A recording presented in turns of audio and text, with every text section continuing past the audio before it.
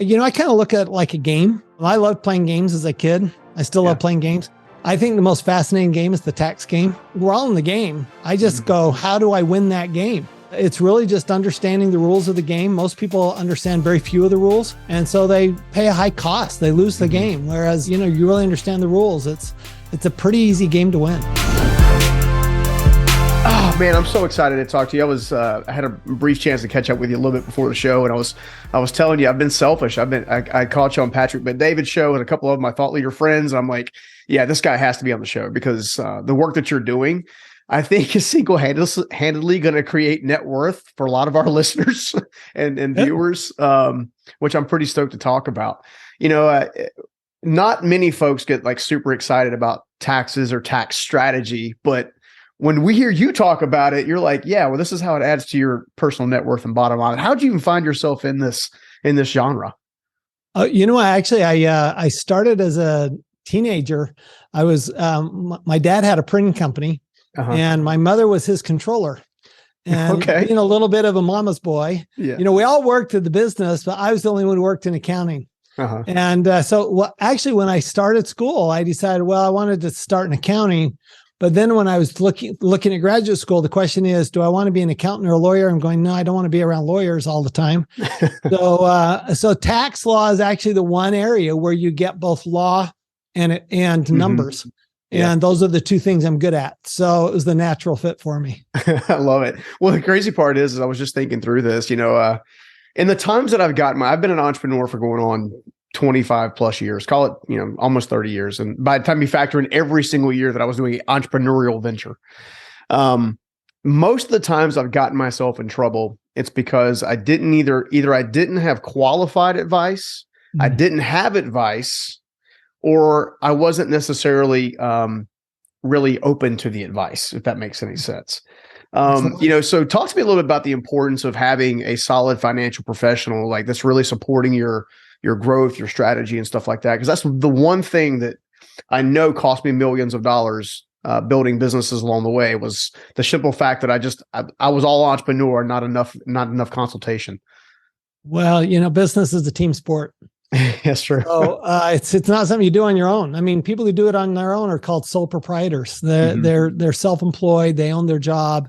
But really, if you're going to build a business, as you know, you got to have a team. And I think there are important people that are, like employees or, working kind of for you. But then there's also the group of advisors that are working with you. Yeah. And I think it's critical that we have people in every area of our life that are working with us, whether it's personal development, whether it's business, whether it's health, right? You got to have those people that you can trust. And I actually think the most important thing is you have people who will ask you good questions to pull out of you. They say that the word education comes from educe, which is to pull out. Right. Not to put in, and our schools shove it in us. But really what we ought to be doing is pulling it out. And I think the role of a good advisor or a good mentor is to pull it out of you, not try to put it in you. Yeah, no, I think it's fantastic. And it's totally true. One of the things that has dawned on me, and this is after, I would say probably a good 20 years of doing it wrong, right? Just straight up guts, right? What they call it, brains and guts, and you go after it. Is this importance of reducing your risk and managing your reward?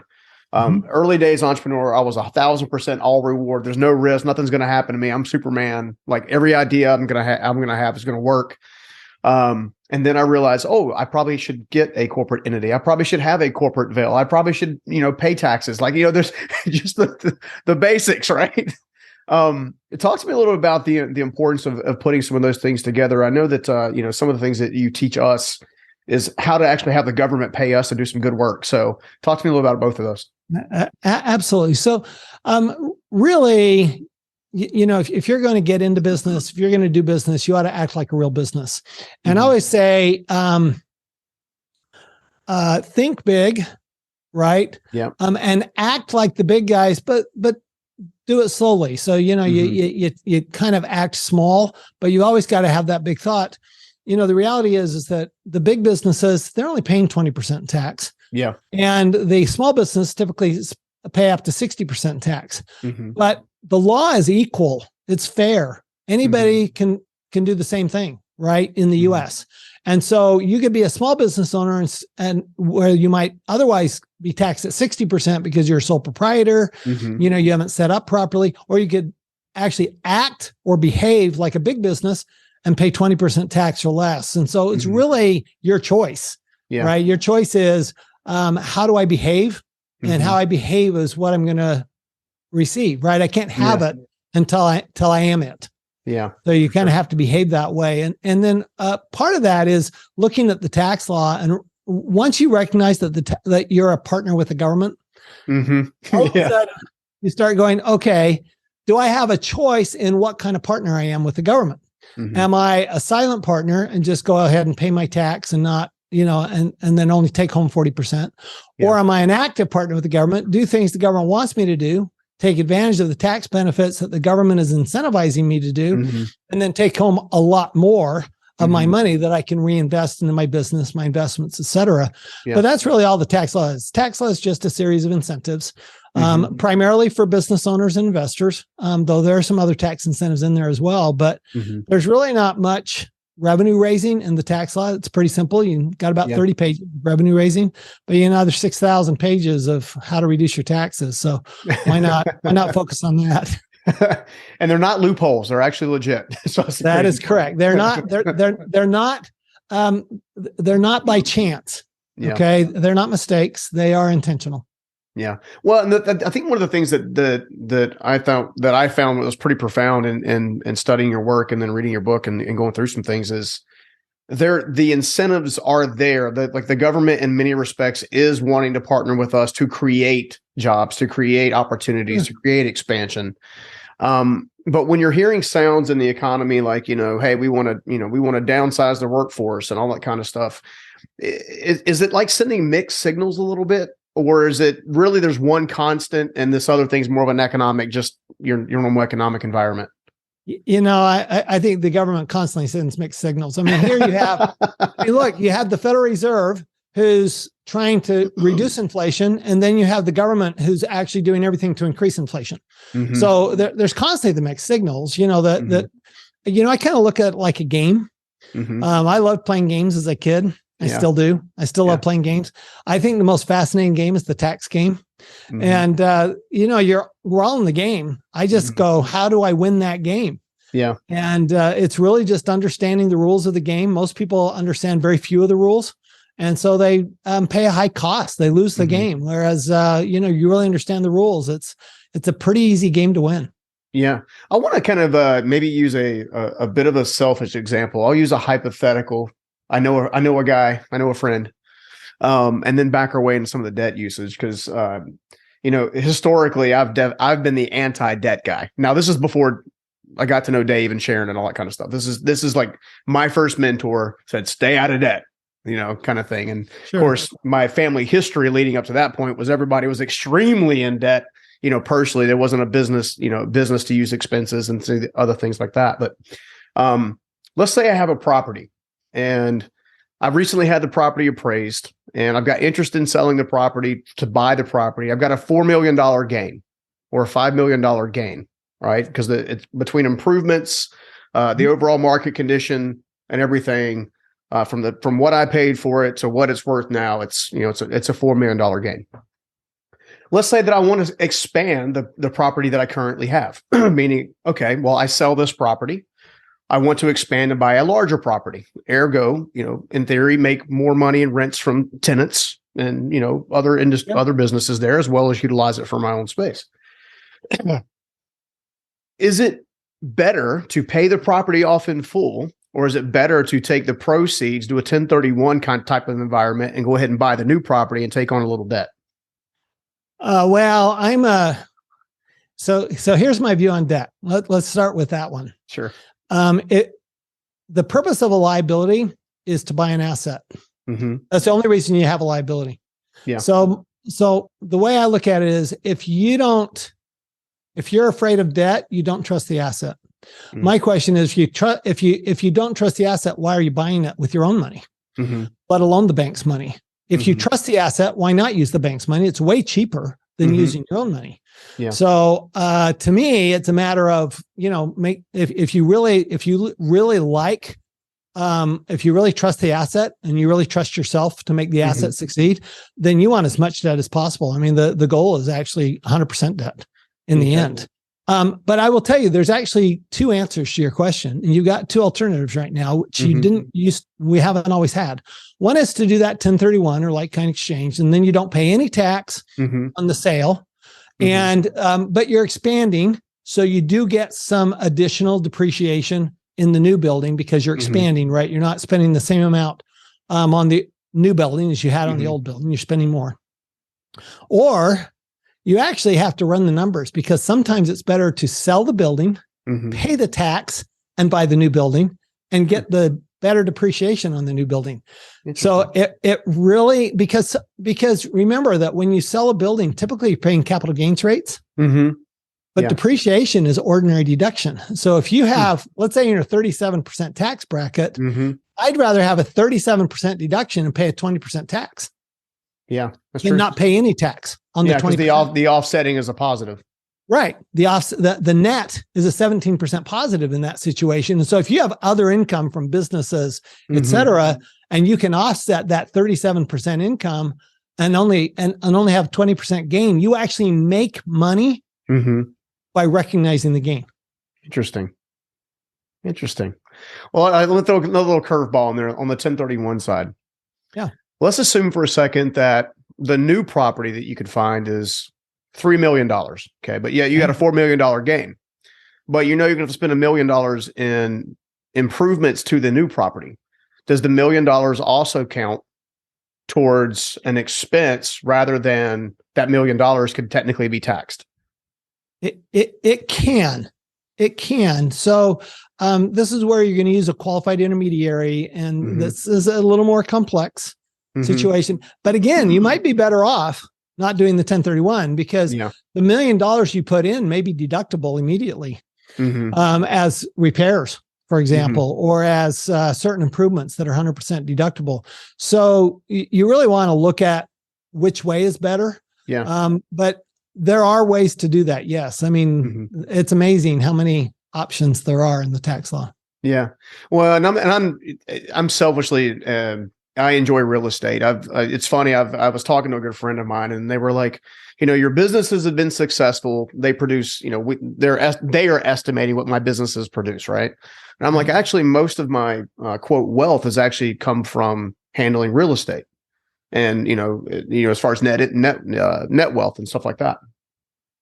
But when we got to talking about it, one of the things that helps me is because I'm a licensed unlimited general contractor in my area, I can buy a property that's either in shambles and completely rebuild it at, essentially what would be cost for me having to go out and hire a GC to do the work for me. Or, I can build something from the ground up. And he was asking me, he's like, well, which do you do? I said, honestly, I have to run the numbers, because at certain times it's better to build it. Other times it's better to buy it, renovate it. So it really depends. When it comes down to real estate, why one of the things that my CPA had told me, this is 15 years ago, was not to buy property within my business, but instead set up a separate LLC to put the property as a holding company. Why is that strategy a safer bet for most folks? That's to manage your risk, right? That's not a tax issue. That's to manage your risk. So your business typically has a lot of risk to it. Right. You have customers, you have employees, which are the biggest risk right now, right? Or employees, because they have so much power now. You don't want your real estate to be at risk of your business. And frankly, you don't want your business to be at risk of the real estate, because somebody could slip and fall in your real estate too. So the idea is to kind of separate out your assets into different entities. That way you're really managing that risk of lawsuit. Because the reality is, there are a lot of people out there who want your money. And the easiest way to get your money is to sue you. So it's just a risk management tool, and it's a very smart way to manage your risk. Well, which makes complete sense to me. On the flip side, I have a good friend of mine that got himself in quite a bit of trouble. He set up an LLC. He put property in the LLC, but he didn't necessarily treat the property like a true LLC. Talk to us a little bit about that, because I actually, the one thing, all right, so I feel like there's really kind of, well, there's probably more stages, but there's 3 primary stages I've seen in entrepreneurship. There's the butts and guts guy who's going to start up. He's $0 to $1 million, right? Then you got 1 million to 10 million, and then 10 million to 50, and 50 and beyond, right? It kind of seems like the track record I've seen. A lot of folks will start dabbling in real estate, at the higher end of the startup phase, right? The higher end of 1 million in traditional revenues. What types of protections, and this is when he got himself in trouble. What types of protections are there that need to be monitored and protected to prevent, which is additional risk in this asset? And then kind of like talk to us a little about some of the strategies for some of these other entrepreneurs. Well, so again, you need to act like a big business, right? So act like a big business, and you would never have a big business set up as a sole proprietorship. I mean, you'd go, that would be ridiculous, right? Why would you do that? And you never have a big business that didn't have shareholder meeting minutes, that didn't have a corporate book, that didn't have all their corporate records, every I dot and T crossed. Yeah. So you got to do all that. You got to do the bookkeeping. I can't tell you how many people I meet, particularly in those first 2 categories. Yeah. Got Aunt Betty doing their books. I'm going, are you out of your mind? I mean, if you've got somebody that is related to you doing your books, you need to fire your bookkeeper. And that includes if you do it yourself. So, and remember, we're looking at business as a team sport. So you want good members on that team who are going to protect you and are going to look out for you.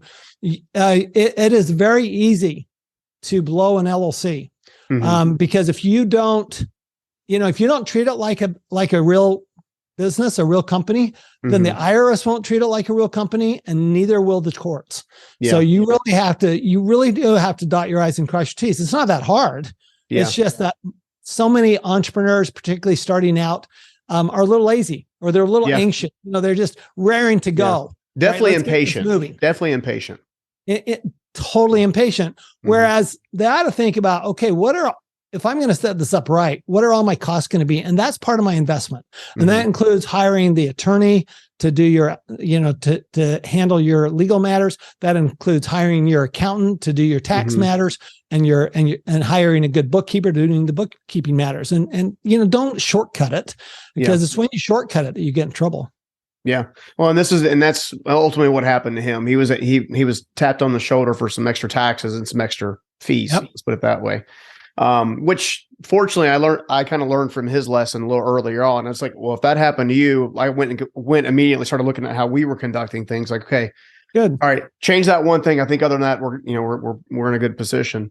Let's talk about some strategies for those different 3 levels of entrepreneurs. Cause obviously, the $0 to $1 million guy, he's not really, probably not focused on, trying to limit most of his tax burden or an offset and stuff like that. What are maybe some simple strategies that he can use or she can use to kind of like begin to set the dominoes up in their favor? Yeah. I mean, so first of all, the type of entity you choose is probably the biggest thing that you can do. So most people start out as a sole proprietor, which is a mistake. As a business, you're probably going to want to start as a LLC taxed as an S corporation, or you may even want to be a C corporation like, Silicon Valley. But you definitely want to set up as an entity, not just to protect yourself, but also to protect your taxes. So that's actually a big one. You want to sit down with your accountant and make sure you do that right. The other thing is, besides setting up the entity, is you've probably got income coming from somewhere else. You wouldn't be able to start your business. Yeah. So you want to offset the tax from that income. And I talk about it in chapter 2 of my new book, Win-Win Wealth Strategy. And you can the government will literally pay you to start a business. I mean, literally the tax savings from starting the business are greater than the cost of starting the business. I mean, starting a business is not very expensive anymore, right? I mean, you've got an iPhone, you got a laptop, you got a desk, you're good to go out of your home. And remember, now here's another thing. Don't listen to people who say, don't take a home office deduction. Never listen to that one. That is a horrible idea. If somebody says, don't take a deduction that you're legally entitled to, you need to talk to somebody else. Because that's a really bad idea. Home office deduction, not only do you have all sorts of deductions there, but you also increases your automobile deduction because you no longer have a commute when you have a home office. And, and they're just all these little things. I mean, you start making money and pay your kids, you can do other things constantly, be reducing your taxes. The key is not to wait until you've made money to start reducing your taxes. The key to reduce your taxes is to start before you make money, so you never pay the taxes. Well, that was one of the lessons that I learned. I didn't consider tax strategies for, or anything of that nature. I was too busy trying to focus on making the money to try to get something going and try to, typical. I think it was 2012 that I quote unquote made my first net income of, $1 million+ and it was, I remember my CPA coming to me and said, dude, you got a lot of cash on hand. We've got to do something strategically to make sure that you're thinking about taxes, you're thinking about strategies, you're thinking about these things. And I remember the one thought that came to my mind during that season was like, I wish I'd have known sooner. Because a lot of the things that, he was throwing out are like, I could have done that 6 months ago. I could have done that a year ago or 2 years ago. And I think that's one of the reasons I wanted to ask that question regarding the early stage folks, because I feel like that a lot of times the early stage folks will end up losing their businesses long term because more than anything else, because they don't know any better. They're not thinking about reducing their risk. They're not necessarily thinking about opportunity costs versus cost controls. There's a lot of facets to go into a business. Well, if you think about it, the typical evolution of a business is first year you lose money, second year you break even, third year you start making money, right? That would be a typical evolution of a successful business. What happens is that, okay, you lost money the first year, so you're not worried about taxes. Second year you break even, still not worried about taxes. Third year, you haven't been worried about taxes, so you don't worry about taxes. So what happens is, I can't tell you how many times I've seen people all of a sudden turn that corner. They flip that switch and they make all this money. And now April 15th comes along and they owe like $100,000 in tax and they don't have the cash. Yeah. Right. Because they've been putting it into their business, inventory, whatever. And overtaking it out of the business, starving their own company. Or taking it out of the business. Shopping. Right. Yeah. Because all of a sudden they have money. So, wow, I've got money. I can spend it. No, because you didn't have withholding. You didn't pay estimated payments. And I've seen a lot of businesses fail simply because they didn't reserve for taxes or didn't do the tax planning. Yeah. Well, and, even as someone like myself, it took me a while to get to the point where, we were filing quarterly and doing some other things myself, just strategically to make sure that, you don't get to the end of the year and have this massive tax bill you didn't expect. The other thing too is I watched someone who was very close to me. They were in business for probably 3.5 or 4 years, so they made it past the first 2-year window, which is good.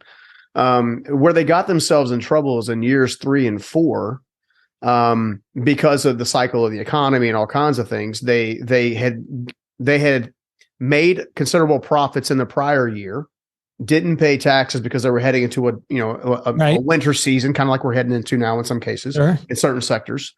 And they needed the cash to then have the operations. But then, the government says, hey, you haven't paid taxes, or you need to pay more taxes, or, you haven't paid your pre-agreed taxes anyway, for your income level.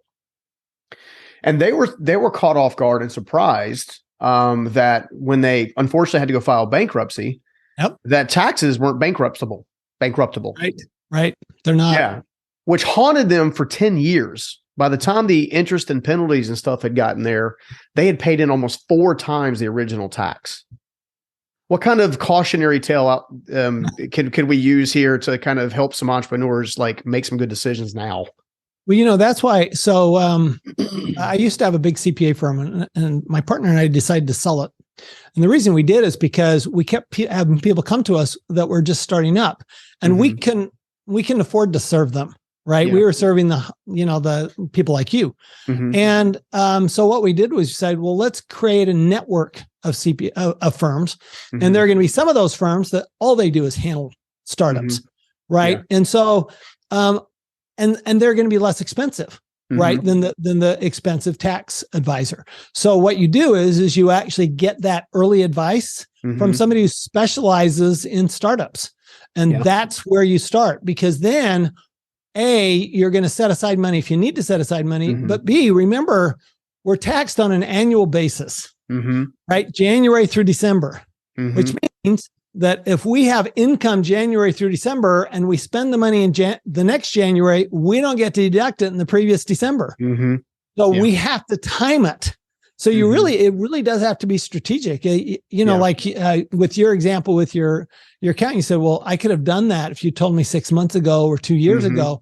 Well, you really want a partner in a CPA. You want a partner who will work with you and actually talk to you about what's coming, not just what happened last year.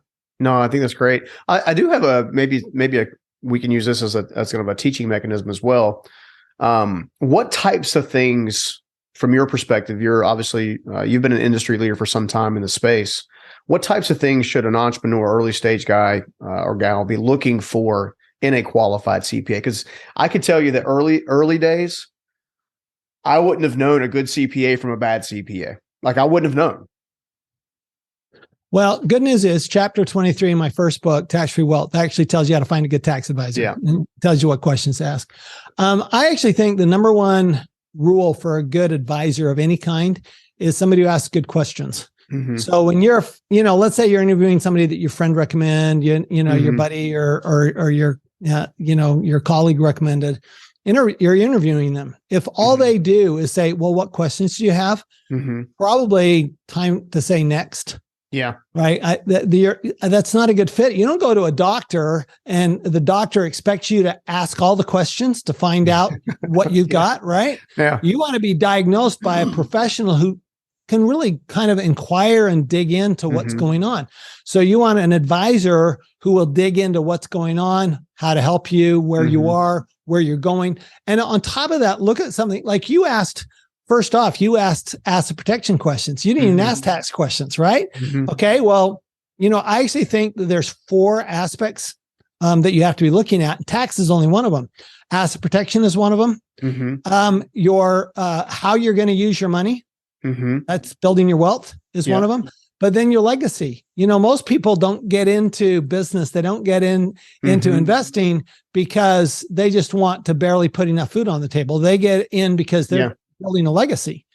And so you want to actually look at that legacy, maybe not the first year or two, but certainly when you get in that $1 to $10 million range, then you do want to start looking at legacy. So you want to make sure that whatever advisor you have, whatever tax advisor you have, they're taking a very holistic approach to your situation and not just focusing on you asking questions, is this deductible or not, but rather, and then the other thing I would say is I would always want an advisor who was willing to educate me because the more I understand, the more successful I'm going to be. So I want that education. No, I think that's great. In fact, I was thinking, a couple of different things. So I think first of all, the only thing I would add on to that is from an entrepreneur's perspective, it's okay to change your CPA. Yes. Like it's okay. Like you've been with the guy or gal for, 3 to 5 years and they did great. And then all of a sudden you switch from cash accounting to accrual accounting. And then that's a different shift, right? There's different tax strategies with different types of accounting, from cash to accrual and so on and so forth. I know that when I was first getting started, I love my CPA to death. He was my ride or die for 3 to 5 years. And I felt horrible when I went out and hired a new guy, but the new guy did exactly what you were talking about. We sat down, he asked me a tremendous amount of questions. We began going through the business. He actually taught me on, because I didn't have any professional training as a business person growing up. He taught me how to read a profit and loss. He taught me how to read the balance sheet. He taught me what cash flow really was. And it wasn't just the fact that I had money in the bank. And I think you need some of those steps along the way to kind of do that. Let's talk a little bit about the next level of entrepreneur or the business owner, the person that's kind of gotten to that place where they're past the $1 million ceiling. They're probably somewhere in the $7-8 million category. How do things change for them a little bit? Well, first of all, they have more opportunities. Right. First, they can upgrade to a better CPA because they've got the money to do it. And that's a legitimate point that you make, that we literally call it upgrading. So you can upgrade that CPA, you can upgrade several advisors, and you can start building a team around yourself. And that becomes very important. But the other thing is that, pretty quick, you become an accredited investor. So now you're not limited to doing stuff on your own. You're not limited to doing public stuff either. You don't have to do a real estate investment trust or a ETF or whatever. You can actually do deals that are private equity deals. And so that opens a whole new world, but also adds some complexity to your tax situation. So at that point, you need to make sure, well, wait a minute, I need to make sure my tax advisor knows how to deal with the private equity side. So you want to make sure that your advisors are always equivalent to where you are in your business. And they're either equivalent or ahead, right? Yeah. But they're never behind. You don't want to be the one training your accountant. So, and then really remember, I would say that the most important thing to remember is that the more income you make, the more tax you pay, the more wealth you build, the less tax you pay. Yeah, that's very true. So as you put your money back into real estate, you put it back in your business, you put it into energy, whatever you're doing to build your wealth, you don't have to pay tax on that money. You pay tax on money you spend or save. That's the only tax you ever pay is money you spend or save. But if you put it back into the economy outside of the stock market, you put it back directly into stock market won't do it for you. You put it back in the economy directly, then you'll get a tax benefit for it. You'll get a tax deduction. You won't be paying high taxes. So that's really the next evolution is going, I now am making money. I need to start building wealth. And if you can build wealth all back in your business. I mean, we all know that the best investment we ever make is going to be our business, right? But there comes a point when we can't invest it all back in our business. And if that's the case, then we need to look at, okay, so what do I invest it in that gives me the tax benefit? And the tax benefit's important because it frees up cash flow. And the key, as you know, to investing is cash flow. And the more cash flow I have, the more cash I have available, which includes cash from not paying tax, right? Cash that I would otherwise give to the government, then the more I can invest and the faster that compounding effect works in the investing. So that's really that $1 to $10 million range is really recognize that you're an accredited investor. So you get additional opportunities, you get private equity opportunities. And second of all, to remember that, you can build wealth. And now when you start building wealth, when you're really building wealth like that, you may not be paying much in tax. In fact, you really shouldn't pay much at all. Yeah, no, I think that's very good. In fact, I was just thinking too, that almost at that stage, at the early part of that, I think it's about the time I really began to understand depreciation. And being able to take depreciation on assets. And when I convinced myself that I wasn't going to play in the stock market, I was going to play in assets that I could actually touch. It was funny, I'll say funny. On social media nowadays, obviously, if you have any level of platform, you're going to have people on the social media channels, basically impersonating you. And the next thing you know, they're trying to sell you Bitcoin and so on and so forth. And I've obviously had to get publicly say numerous times, hey guys, I'm not playing in that realm. One, because I don't understand it like fully. I haven't spent any time trying to understand it. And two, I believe in hard assets. I want to be able to touch what it is I've got my things invested in. Would you say that that's kind of almost like another mental shift before you head to the $50 million category? It's huge. And I'll tell you an interesting story where I learned that. I learned it on safari in Zimbabwe. Okay. My guide, our guide, he'd been a guide for several years, and Zimbabwe, their currency went to zero, right? And so while that was going on, I said, well, what did you do? And he said, well, the minute I got paid, I went and bought a cow or a sheep or a pig. So they bought a hard asset. So if you really want to protect your cash flow from inflation, then you buy hard assets because that asset's going to go up with inflation. Right. So the value of a pig doesn't change typically, right? The value of real estate doesn't change. What changes is the price. Well, but cash only loses value. Cash never gains value. And so what he was saying is, look, I immediately, literally the minute I got paid, I went and bought a hard asset. And I think that's a really good lesson for all of us is that buy those hard assets that you can touch, feel, smell, whatever, whether it's energy, real estate, business, agriculture, it's a hard asset. It's not funny money like a stock that you can just print. No, I love that. And I think the other thing, scaling up from the startup guy to the intermediary and beyond, is your patience increases and your diligence increases. So as you're looking at deals, you're looking at property, you're looking at energy, you're looking at cows and pigs, does this pig have 4 legs? Is that going to work for you, kind of thing, Right. which I think is a big part of it. When I was trying to pull my stuff together and began to invest in hard assets, I know one of the things that on the fear side that I realized was, well, what if I buy it and it drops in value? Because, I lived through 2008, and, fortunately my business actually grew during that time. Was very blessed that way. But in doing so, one of the things that I've tried to caution the audience to do in past episodes and shows is make sure you don't operate from an emotional place. Like, if you can afford to hold it, then hold on to it. Don't sell it right now, and you won't have to worry about some of that liquidity loss that could come with it. Would you say that's decent advice, or would you do something different? Oh, for sure. For sure. I mean, here's what I kept telling people in 2008 and 2009. They'll say, should I sell this? If I do, I'll lose money. I'm going, you already lost the money. Mm-hmm.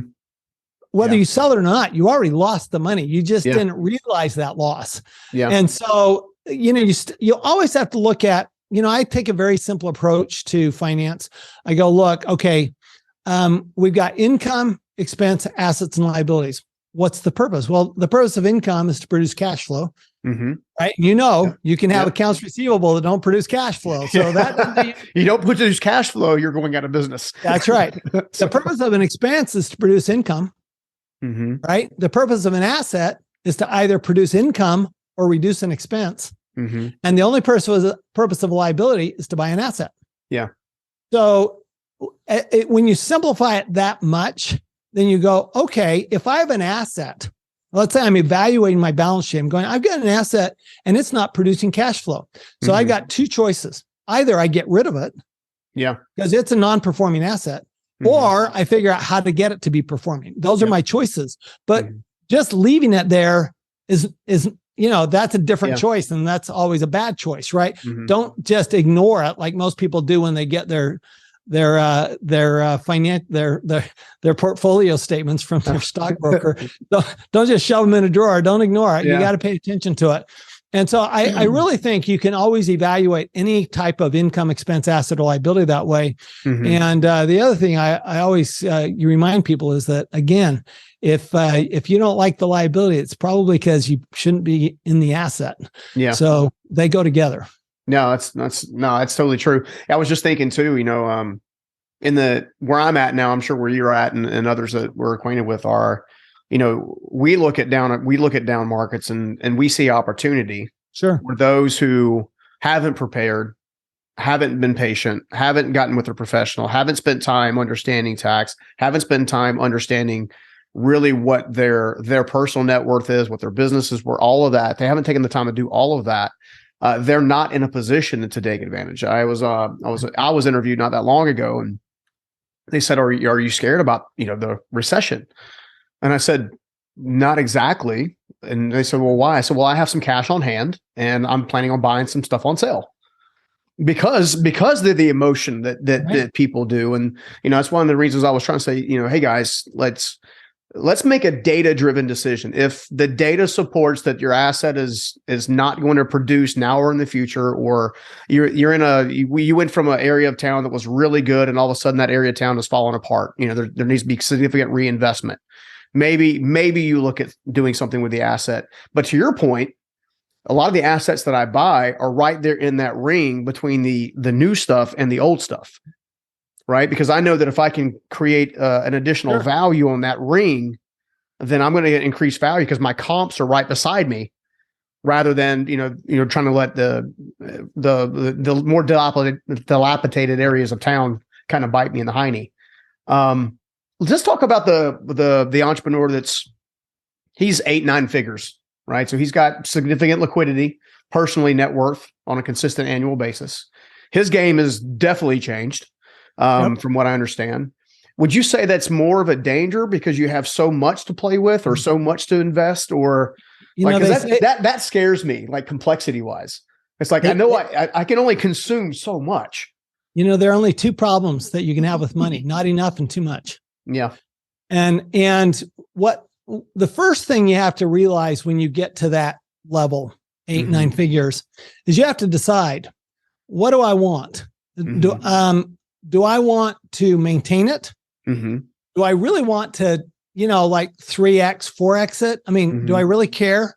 Or do I want to really, they asked one of the Walton kids from Walmart, said, what's your target rate of return? And she said 3%. Because if you've got $30 billion, you can't spend 3%.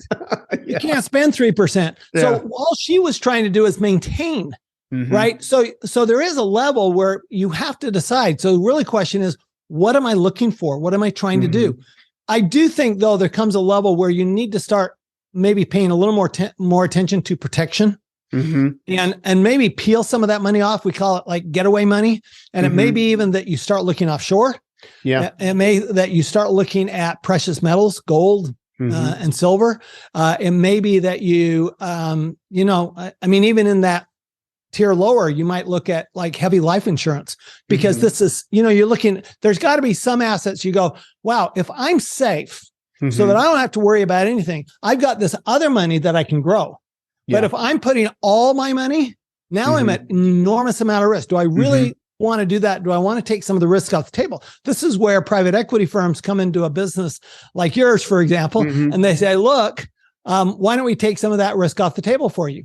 And that's why so many people say, yeah, I want some of that risk off the table. I don't want all of my risk in my business anymore. So I do think that you do have to shift your mindset and look at, what am I trying to accomplish? Because there does come a stage where you go, I need to have some safe assets and not put everything at risk. That also comes, by the way, with age, as I can tell you that the older you get, you also go, well, wait a minute, I can't recover quite as fast. I don't have as long to recover. And so I also want to think about, well, there's some safe assets that I want to have. So I think it is a very different mentality once you get into that 7, 8, 8, 9 figure role. Have you done any research or looking into the infinite banking theology? Oh, yeah. I'm curious, what are your thoughts on the infinite banking? Well, first of all, so I'll tell you the reality of it. Okay. First of all, you have term life insurance versus whole life. And universal life is just whole life. Remember that one is an expense and the other is an asset, right? Term life is an expense. It always comes back to expense and assets with you. It does. Always. It's how finance works. That's right. But whole life's an asset. 97% of whole life policies are cashed in. Less than 1% of term life policies are cashed in. So if you want an asset, don't look at the term, look at that whole life. The advantage of the life insurance is that from a government perspective, and I actually write this in chapter 7 of my book, Win-Win Wealth. From a government perspective, they never want a life insurance company to fail. And so if a life insurance company looks like it's going to fail, they actually require another life insurance company to take over the portfolio. So it's a very safe asset. Well, then you go, okay, so I've got all this money sitting in my life insurance. How do I use it? Well, you can always borrow, use that insurance, the cash remainder value, right? You can always use that cash value in that policy as collateral with the insurance company. And so you actually use it as collateral and borrow from the insurance company and use your cash surrender value as the collateral. Well, they have very standard rates. And if you can take and pay 5% or 6% and you can get 20 or 30%, that might be a good way to do it. So let's say, for example, let's take your situation where you're going, okay, I want to have some cash set aside because I think things are going on sale. Well, what if you had that cash set aside in a life insurance policy? Well, okay, well, now let's say I've got $5 million set aside in that life insurance policy. Well, I can always go to the life insurance company and borrow $5 million. And then I can go buy those assets when they're on sale. But in the meantime, that cash surrender value is still growing. It's still earning income because you're not pulling the money out of your policy. You're using as collateral. And so I think there's some real valid. Now, remember the first 5 to 7 years, you're making zero on that. So for, you have to remember, this is a safe asset. This is a long-term. I find it works extraordinarily well for people who don't make very much money because it's a savings account, right? So it works really well for them. And then it works really well for people who have a lot of money. It's actually the people in the 1 to 10 million that it makes the least amount of sense for. Yeah. But the people over 10 million, it makes a whole lot of sense. And the people under 1 million, it makes a whole lot of sense. In the middle, I'm not convinced, because you can never make up the returns that you lose in that first 5 to 7 years. But if you just want to have some money set aside, that's safe money, but that you can use anytime you want to in order to invest, because you need, you want this fund, but you don't want to borrow it from the bank because maybe the bank's not lending anymore. In a recession, banks don't lend, right? So you go, well, I'm going to borrow from my own insurance policy, which is, infinite banking. That's your bank, right? Bank of you. And I think it can, I've seen it work really well. So it's not good for everybody, right? This is why you have advisors sit down and say, well, where am I? I was just going to say that. Yeah. Because every situation is a little bit different. How the money's earned, how much of your top line revenue is actually going to trickle down into your net proceeds or your cash, cash position long term. That's a big important thing. I think so. First of all, everybody needs to win. Everybody needs to read win-win. Everybody. If you're a business owner, you're a professional, you're having any ideas of building wealth, it is an absolute must read. Just telling that for the entire audience. But I know that you've recently done some stuff with some of your partners and folks that you're connected with that you're trying to even scale, helping us make sure we basically are more wealthy than we can be. So talk to me about what kind of the CPA stuff you guys are building out. So basically what we did is, we want you to always be able to upgrade. Basically, when it comes to advisors. So what we did is we actually built a system for reducing taxes. It's actually a wealth creation tax reduction system, which includes asset protection, includes the legacy side. So we look at all 4 of them. And we've actually built it into our own software. So we have our own proprietary software. What that does is, so the biggest question is, well, how do I know the CPA I go with is going to be the right CPA? Well, you don't. Okay. Yeah. First of all, I know the CPA better than you do, and I'm better at matching you up than you are.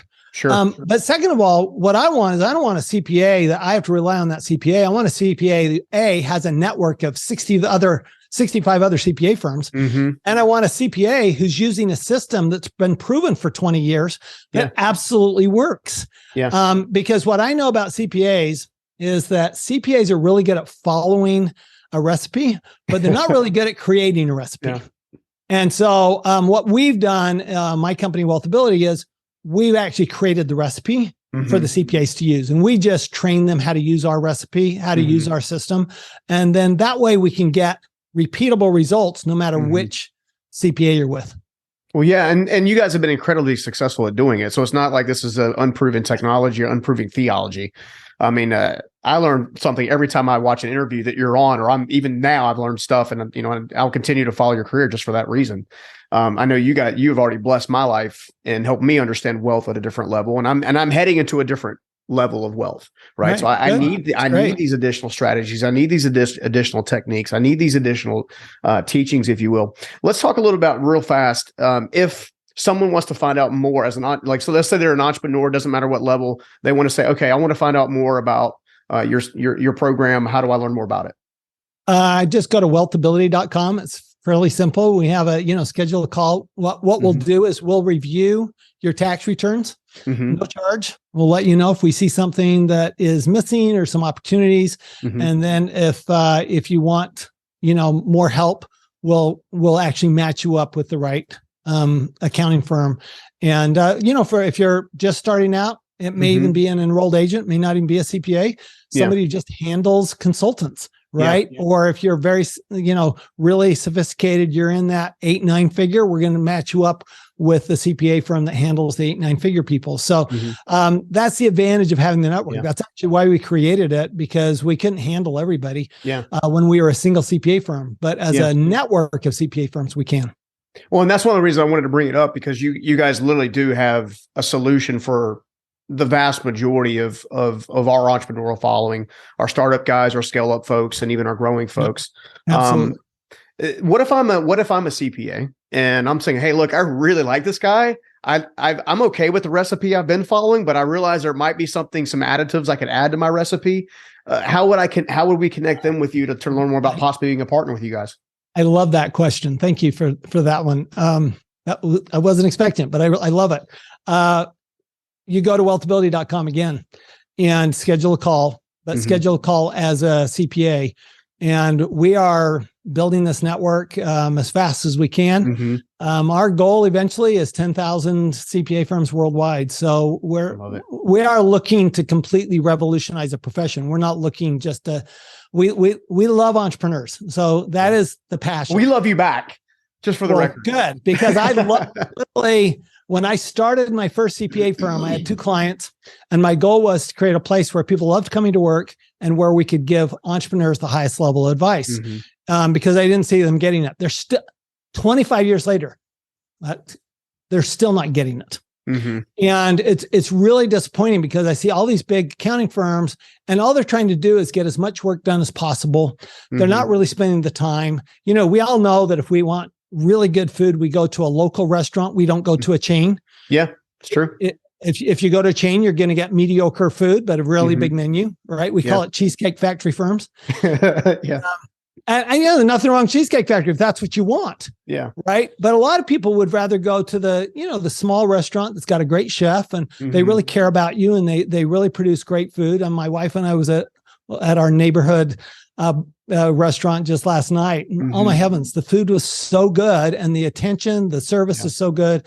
And so that's really been our goal, is to provide that level of service and attention to the entrepreneur. It's really all about the entrepreneurs. I just love entrepreneurs. So, well, and the crazy part is, I want the audience to have a complete appreciation, not just for your skill and your talent and your passion. You're truly passionate about the entrepreneur. You're truly passionate about this, basically making them stronger, better, further, faster, which I greatly appreciate.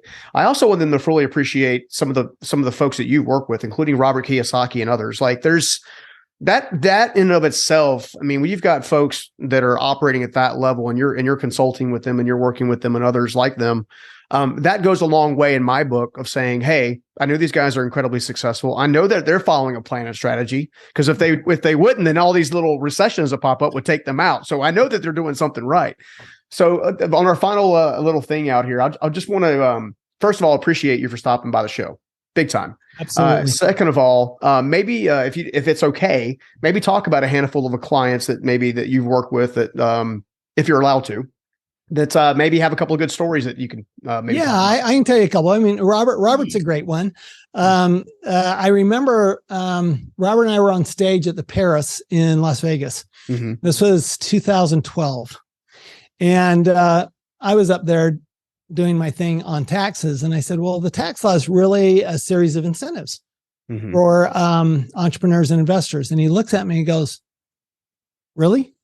And I said, yeah, that's all it is. I mean, it's like stimulus packages, right? That's what it is. And he goes, wow. And ever since then, we've traveled all over the world together because the light went on. He goes, well, what you're saying then is that the tax law actually supports what I'm teaching.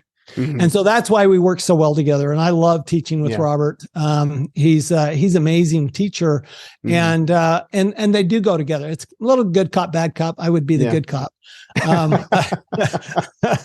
You guys hold each other accountable, which is good. We do. We absolutely do. You know, another one that's fairly public is Brad Sumrock, who's teaches multifamily real estate. You probably know Brad, and Brad loves to say, he calls us his tax zero hero.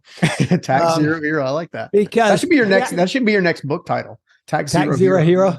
So he actually. And this is all public. So I'm not sharing anything that he hasn't shared 100 times. He actually went from a tax bill of $935,000 the year before we met to zero the next year. All right, that's enough. That's enough. I've paid tax bills like that. You and I are going to talk some more. That does not always happen. I'm going to tell you. The fact that it happened once. I'll tell you what. Brad is a great client because, and Robert is too. What I love about these two is that they do what you tell them to do, and they don't second guess you. This is my profession. I've been a tax guy for over 40 years. This is what I do. This is all I do. Okay. I know this stuff. I know the tax law. And I know how it works. And so they don't second guess me. And this is the biggest issue. I think this is the biggest problem that entrepreneurs have is they second guess everybody. Yeah. And including themselves. Okay. And so I just say, stop second guessing yourself. Stop second guessing your advisor. If you don't trust your advisor, you need a different advisor. So you need to find the advisor you trust. And once you do, you need to trust them and then do what they tell you to do. And you'll pay less tax and make more money. I love it, man. Dude, thank you so much for stopping by today. Yeah, seriously, absolutely. it's a massive blessing. And I'm hoping all of our CPA folks, I'm going to try to connect with some of mine that I work with and recommend you as well to maybe help you build that vision out. Because I've got some great folks that have helped me along the years that, I think they could use some additional strategies that would help them be successful. I would love it. Awesome. I would absolutely love to meet them. I love entrepreneurs who happen to be CPAs. Very cool. Well, I've got a couple for sure that I want to introduce you to for sure. Cool. Awesome. Thanks. Awesome. Well, you take care and we'll talk to you soon. All right. Thank you. Bye-bye. I hope you liked that video. And if you did, make sure you check out this next video right here. We often put ourselves into the idea of success would be following what your parents had done, or they had a house and they had 2 cars and they were married and they had a dog. And then we get there and maybe in life we get close to that. And then we say, okay, now I'm successful. But if you can erase that idea of success and you can say, I'm going to create my own idea of success, or even just say I'm living life the way I want to, then there's nothing that stops you from doing anything you want.